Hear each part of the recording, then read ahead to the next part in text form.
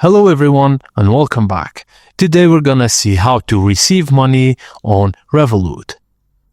First thing you need to do is to open the Revolut app or website and go to the home screen so you can log in to your account.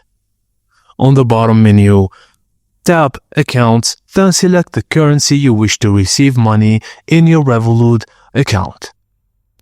Below your account balance, tap Details, then choose between local or SWIFT transfer details depending on the payment method. Now you need to share these details with the sender or their bank.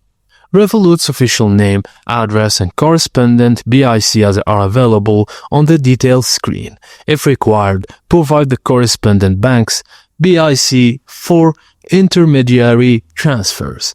And that's it, guys. Let me know if you need further clarifications. Thank you for watching, and please don't forget to like and subscribe for more.